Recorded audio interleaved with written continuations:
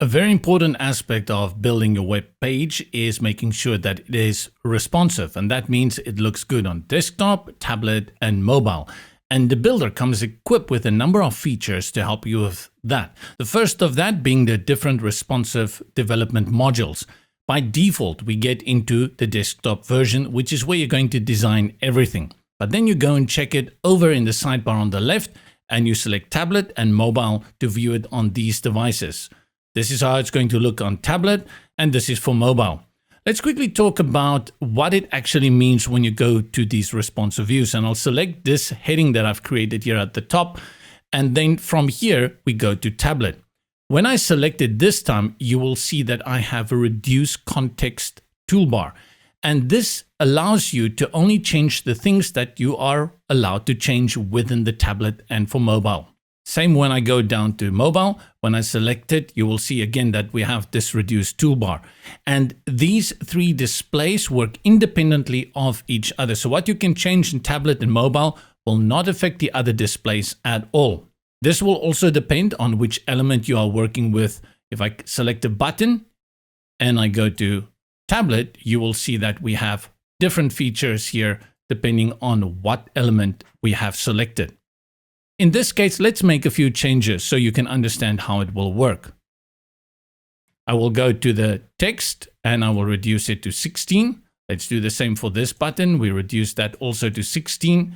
And then let's go for this button and we also go to the size and make the width a little bit smaller, and same for this one. And you can see immediately the two buttons now fit nicely next to each other. And that is what responsive design is all about. Another great feature though is what you get when you're working with columns. I have these two columns here and they are spaced at 50% on the left and 50% on the right. Dropping down to the tablet display, maybe my image can be a little bit smaller. And this is where the column responsiveness really plays an important role. Grab the handlebar in the middle and drag it to the left.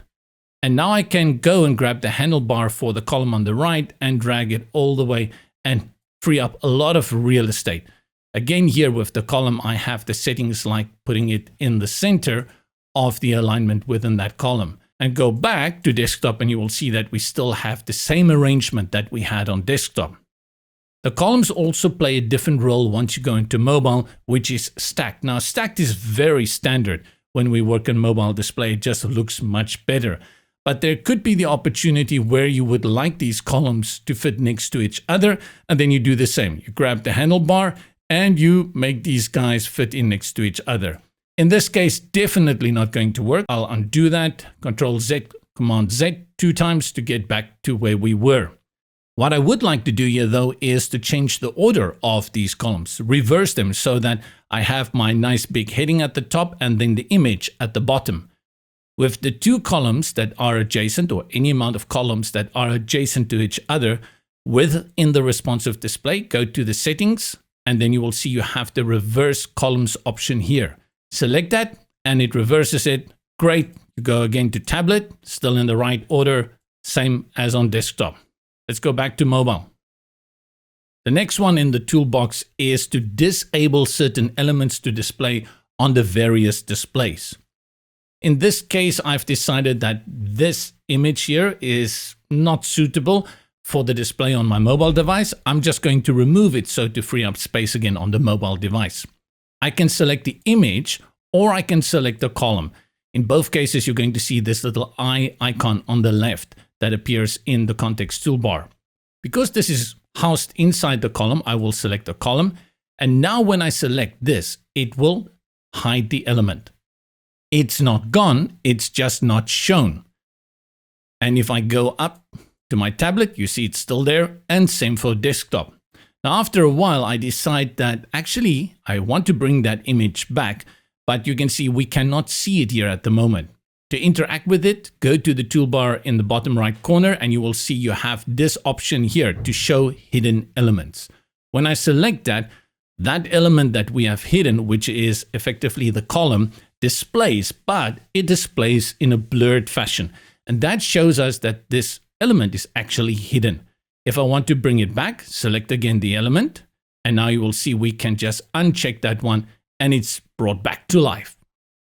If you go to desktop view, for any element or even the block, you simply go to settings and then styling, advanced, and here you have the option to show on desktop. It is blurred, telling us that it will not display when on desktop, but if we go to tablet, it's still nicely there, and the same for mobile. These tools give you all the flexibility you need in your responsive design.